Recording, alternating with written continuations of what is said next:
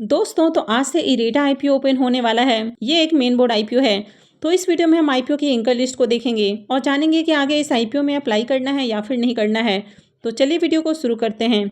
लेकिन इससे पहले कि मैं वीडियो को शुरू करूं, अगर आप इस चैनल पर पहली बार विजिट कर रहे हैं या फिर आपने चैनल अब तक सब्सक्राइब नहीं किया है तो चैनल को सब्सक्राइब कर लें और साथ में वीडियो को भी लाइक कर दें। सबसे पहले आईपीओ के डिटेल्स की बात करें तो आईपीओ 21 नवंबर यानी कि आज से ही ओपन होने वाला है और ये 23 नवंबर को क्लोज हो जाएगा। फेस वैल्यू 10 रुपये पर शेयर होने वाला है और बुकिंग प्राइस 32 रुपीज़ है। लॉट साइज 460 शेयर्स का रहेगा। आईपीओ के साइज की बात करें तो ये आईपीओ भी बड़ा आईपीओ है और आईपीओ 2150 करोड़ रुपए का होने वाला है। यहाँ पर 1290 करोड़ रुपए के फ्रेश इशू हैं और 860 करोड़ रुपए का ऑफर फॉर सेल होने वाला है। और ये एक मेन बोर्ड आईपीओ है। कंपनी बीएससी और एनएससी पे लिस्ट होने वाली है। इरेडा आईपीओ के लीड मैनेजर्स की बात करें तो IDBI capital market, BOB capital और एसबीआई कैपिटल मार्केट्स ये सब इसके लीड मैनेजर होने वाले हैं। और Link Intime India private limited ये इस आईपीओ का रजिस्ट्रार है। आईपीओ में रिजर्वेशन पोर्शन की बात करें तो क्यूआईबीएस के लिए 50% का पोर्शन है, रिटेलर्स के लिए 35% और एचएनआईज के लिए 15% का पोर्शन दिया गया है। आईपीओ के अगर एंकर लिस्ट की बात करें तो आईपीओ एंकर इन्वेस्टर्स के लिए 20 नवंबर को ही ओपन हो चुका था, यानी कि कल एंकर इन्वेस्टर्स की ओर से आईपीओ में बिडिंग देखने को मिली है और इस आईपीओ में एंकर इन्वेस्टर्स को 20,01,19,726 इक्विटी शेयर्स ऑफर किए गए हैं। और एंकर इन्वेस्टर्स के पोर्शन की बात करें तो इनको 643.26 करोड़ रुपए के जो शेयर्स थे वो ऑफर किए गए हैं। तो किसी भी आईपीओ में अगर एंकर इन्वेस्टर्स आते हुए देखने को मिलते हैं तो लिस्टिंग के साथ ही वे जो अपने शेयर्स हैं उसको सेल नहीं कर पाते हैं। उनके लिए लॉकिंग पीरियड होता है। उनका जो 50% शेयर्स होता है उसके लिए 30 डेज का लॉकिंग पीरियड होता है जो कि 11 जनवरी को खत्म होने वाला है। और उनका जो रेस्ट 50% शेयर्स होता है उसके लिए 90 डेज का लॉकिंग पीरियड होता है जो कि 4 अप्रैल को खत्म होने वाला है।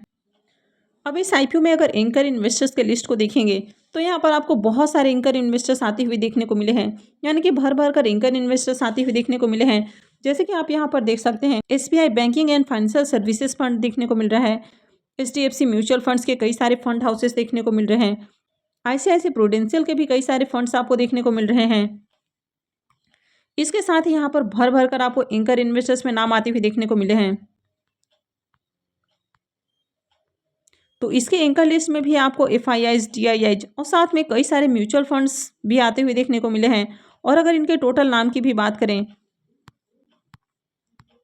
तो यहाँ पर 58 एंकर इन्वेस्टर्स आते हुए देखने को मिले हैं, यानी कि बहुत सारे एंकर इन्वेस्टर्स इस आईपीओ को लेकर इंटरेस्टेड देखने को मिले हैं। जैसे कि आप यहाँ पर गोल्डमैन सैक्स का भी नाम देख सकते हैं। अब जिस तरह इस आईपीओ को लेकर एंकर इन्वेस्टर्स आते हुए देखने को मिले हैं तो एंकर इन्वेस्टर्स इस आईपीओ लेकर काफ़ी ज़्यादा इंटरेस्टेड हैं और यहाँ पर टोटल आपको 58 नाम आते हुए देखने को मिले हैं, यानी कि 58 एंकर इन्वेस्टर्स आते हुए देखने को मिले हैं। इस आईपीओ में बात करें तो 13 म्यूचुअल फंड्स कंपनियों ने 32 स्कीम्स के जरिए इस आईपीओ में पैसे लगाए हैं।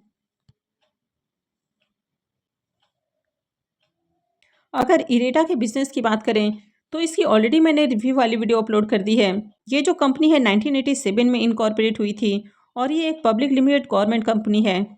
ये जो कंपनी है ministry of new and renewable energy के अंतर्गत आती हुई देखने को मिलती है, यानी कि इनके द्वारा कंट्रोल की जाती है।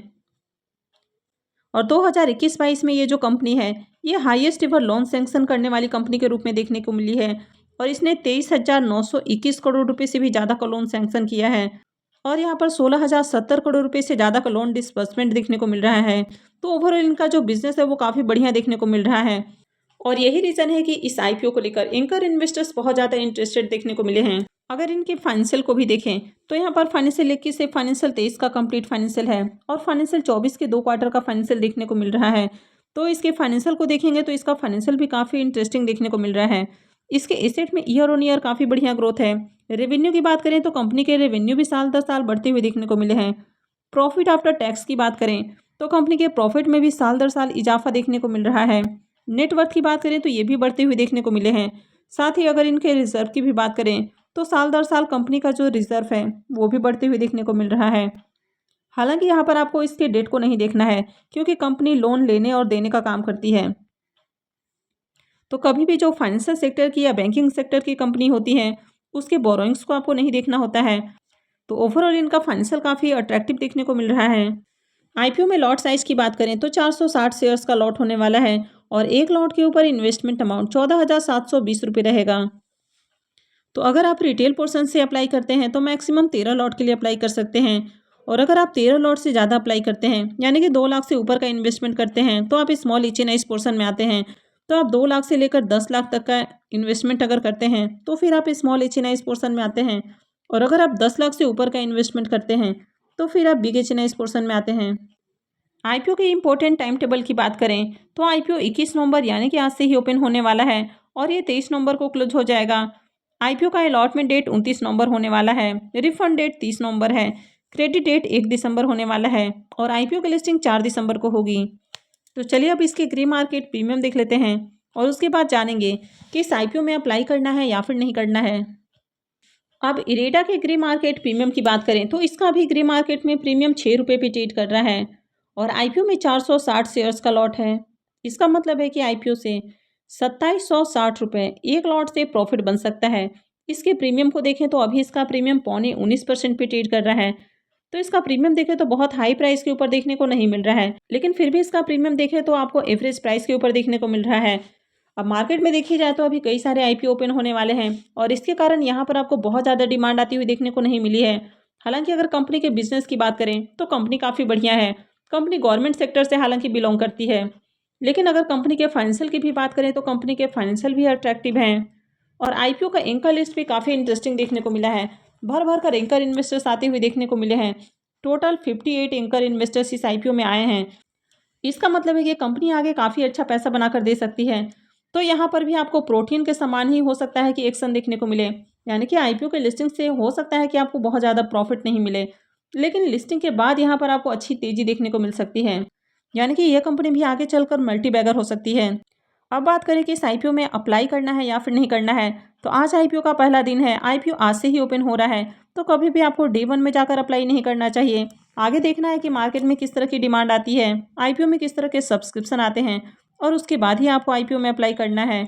तो अगर आगे इस IPO में बढ़िया सब्सक्रिप्शन आते हुए देखने को मिलते हैं, यानी कि डे 1 और डे 2 में आपको बढ़िया सब्सक्रिप्शन आते हुए देखने को मिलता है, और इसका प्रीमियम भी आपको अट्रैक्टिव प्राइस के ऊपर देखने को मिलता है, या इस प्राइस पर भी स्टेबल रहता है, या इसमें थोड़ी सी और डिमांड आती हुई देखने को मिलती है, तो आगे IPO में अप्लाई किया जा सकता है।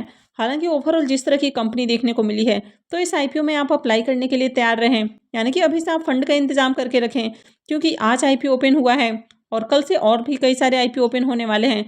तो ऐसे में कई सारे आपको अच्छे IPO ओपन होते हुए देखने को मिलने वाले हैं, तो उन IPOs में आगे अप्लाई करना है। तो एक साथ आपको कई सारे IPO में अप्लाई करना है, तो इसके लिए आप फंड का इंतजाम कर लें। अगर इस कंपनी की भी बात करें तो ये भी काफ़ी बढ़िया कंपनी है, लेकिन आज IPO का पहला ही दिन है, तो इसलिए आपको आज अप्लाई नहीं करना है। मैं आगे भी आपको अपडेट देती रहूँगी कि आपको कब इस IPO में अप्लाई करना है, तो इसके लिए आप चैनल से जुड़े रहें और चैनल को सब्सक्राइब करके रखें। और अगर आपने इस वीडियो को अब तक लाइक नहीं किया है तो वीडियो को भी लाइक कर दें, और वीडियो को अंत तक देखने के लिए आप सबका बहुत बहुत धन्यवाद।